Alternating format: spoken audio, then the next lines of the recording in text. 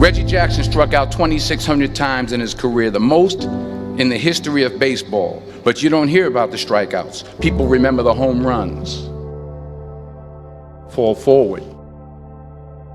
Thomas Edison conducted 1,000 failed experiments. Did you know that? I didn't know that. Because the 1,001st was the light bulb. Fall forward. Every failed experiment is one step closer to success. You've got to take risks, and I'm sure you've probably heard that before, but I want to talk to you about why that's so important. You will fail at some point in your life. Accept it. You will lose. You will embarrass yourself. You will suck at something. There's no doubt about it. And I know that's probably not a traditional message for a graduation ceremony, but hey, I'm telling you, embrace it, because it's inevitable.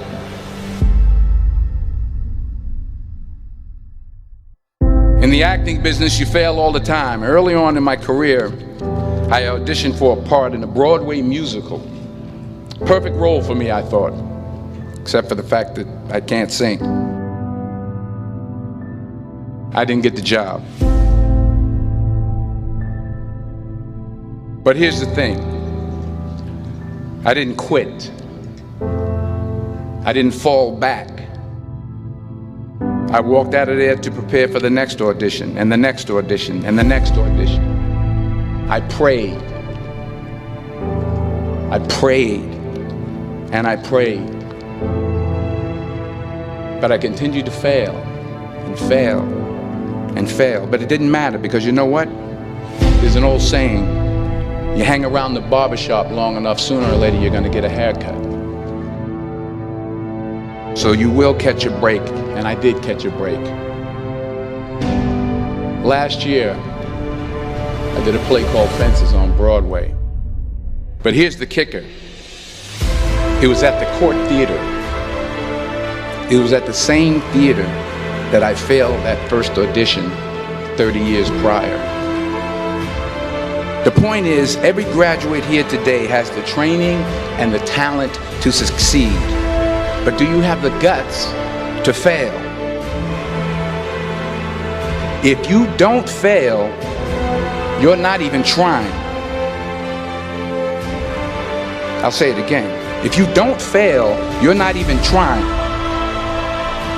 To get something you never had, you have to do something you never did.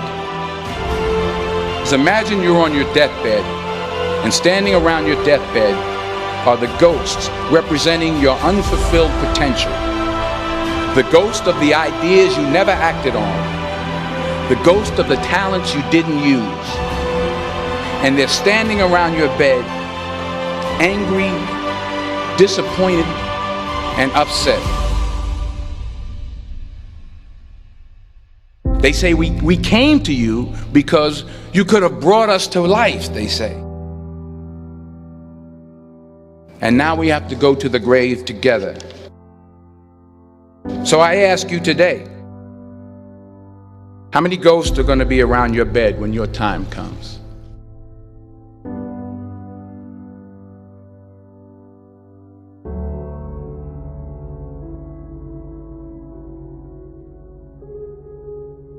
I just got back from South Africa. It's a beautiful country, but there are places there with terrible poverty that need help. And Africa is just the tip of the iceberg. The Middle East needs your help. Japan needs your help. Alabama needs your help. Tennessee needs your help. Louisiana needs your help. Philadelphia needs your help. The world needs a lot, and we need it from you. We really do. We need it from you young people. I mean, I'm not speaking for the rest of us up here, but I know I'm getting a little grayer. We need it from you, the young people, because remember this. You got to get out there.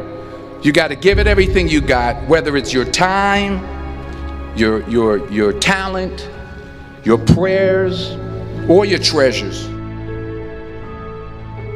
What are you going to do with what you have? I'm not talking about how much you have.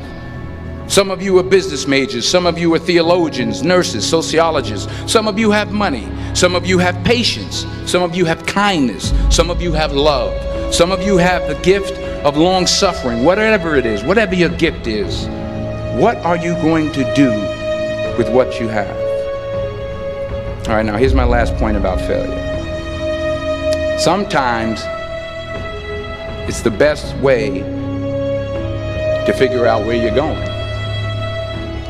Your life will never be a straight path. I began at Fordham University as a pre-med student. I took a course called cardiac morphogenesis. I couldn't read it, I couldn't say it, I sure couldn't pass it. So then I decided to go into pre-law, then journalism. And with no academic focus, my grades took off in their own direction.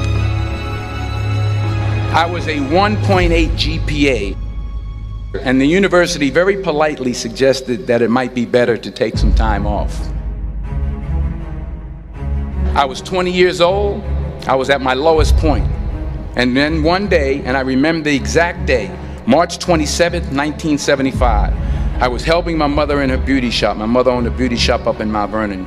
And there was this older woman who was considered one of the elders in the town. And I didn't know her personally, but I was looking in the mirror, and every time I looked at the mirror, I could see her behind me, and she was staring at me. She just kept looking at me. Every time I looked at her, she kept giving me these strange looks. So she finally took the dryer off her head and she said something I'll never forget. She said, "Young boy, I have a prophecy, a spiritual prophecy." She said, "You are going to travel the world and speak to millions of people."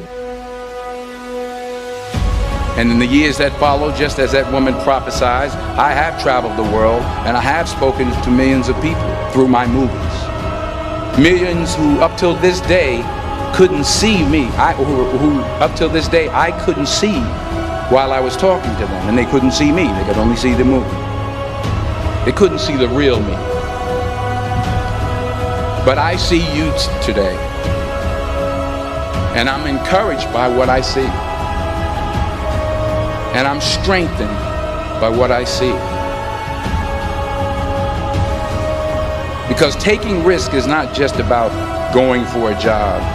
It's also about knowing what you know and what you don't know. It's about being open to people and to ideas. The chances you take, the people you meet, the people you love, the faith that you have, that's what's going to define you. Never be discouraged. Never hold back. Give everything you got. And when you fall throughout life, remember this: fall forward.